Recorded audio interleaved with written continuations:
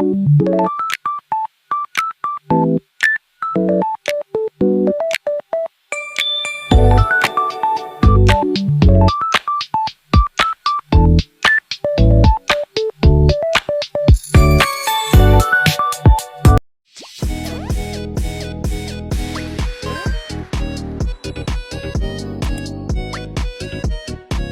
warahmatullahi wabarakatuh. Ako po si Norsilati Panundi. Ako po ay magbibigay at magbabahagi ng aking kaalaman dito sa video na to. Nagtuturo kung ano ang ginamit niyang strategy sa kanyang pagtuturo. Okay, simulan natin. Unang ginawa niya is panalangin. Tumawag siya sa isang ng estudyante na mangunguna sa panalangin. Tumayo sila lahat. Pagkatapos naman is dito naman sila sa pagbati. Ang kanyang ginawa, ang pagbati is dapat tumayo sila pag siya ay nagsalita ng good morning class. Is dapat yung mga bata is tumayo. Nung tumayo is tinanong niya kung mga bata kung masaya sila ba sa kanilang pagpasok. Pagkatapos, tinanong niya kung mga bata kung masaya ba sila sa kanilang pagkatapos kung kumusta ba ang kanilang araw ngayon. Tapos is pangatlong ginawa niya is chinek niya yung kanilang attendance kung may lumiban ba sa kanila, may absent ba, kung lahat ba sila ay present. Nung natapos na yung pag-check niya ng attendance is tapos yun ay nag-review siya sa nakaraan na lesson. Siya ay nagtanong-tanong kung naisasaulo ba nila ang kanilang nakaraan na lesson.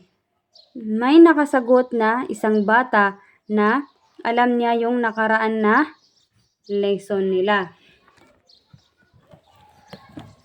Doon mo malalaman sa isang bata kung naisasaulo niya pa yung nakaraan na lesson pag nagbigay ka ng assessment is nasasagot niya.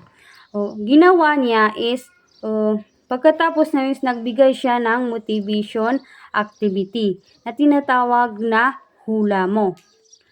Nagpakita siya ng mga larawan ng mga tao na may serbisyo. Isa-isa niya ito ipinakita sa kanila at idinikit sa blackboard.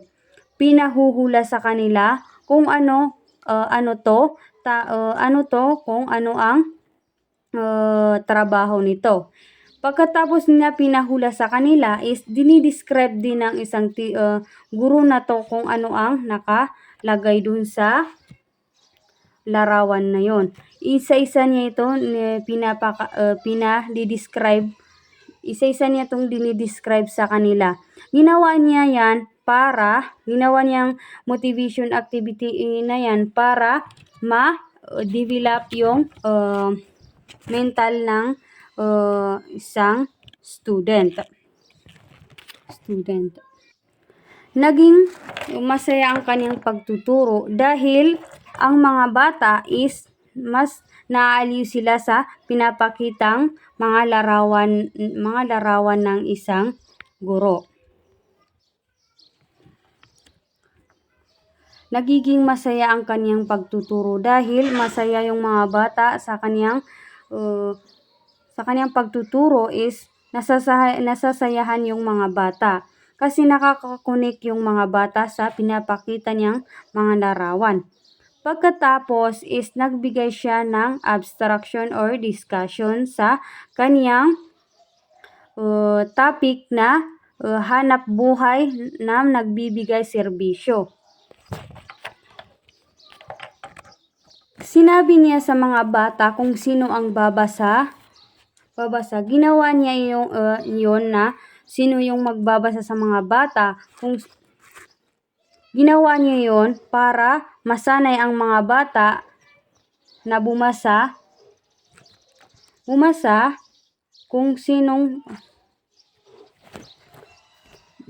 at kung sino ang babasa sa kanila. Ginawa niya yon kasi para ang mga bata ay hindi tamarin sa pakikinig. Tapos basahin ng isang bata is binabasa niya ulit para marinig ng nasa likod na mga bata. Tapos, yung binigay niyang mga larawang kanina is pina-connect niya para mas lalong maintindihan ng mga bata ang kanyang discussion. Yung kaninang pinapakita niyang mga larawang kanina is kinokonek niya sa kanyang pagdidiscuss para mas lalong maintindihan ng mga bata ang kanyang dinidiscuss. Tapos, nagtatanong siya sa mga bata kung ano ang kanyang dinidiscuss kasi para ma-aware yung mga bata na makinig sa dinidiscuss ni teacher kasi nagtatanong si teacher.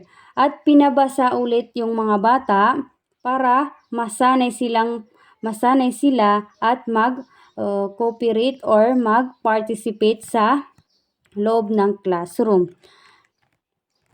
Tapos, tapos yung magpabasa is dinidiscuss niya is nagbibigay siya ng mga tanong sa mga bata para makakunik yung mga bata. Ginagawa niya yung tanong para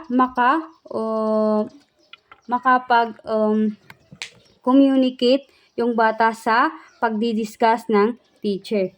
Tapos, tinanong niya yung mga bata kung naintindihan nila ang kanyang pagdidiscuss. True, nagtatanong siya sa kanyang discussion na nakakonect doon sa, nagbibigay siya ng mga tanong na nakakonect doon sa kanyang discussion.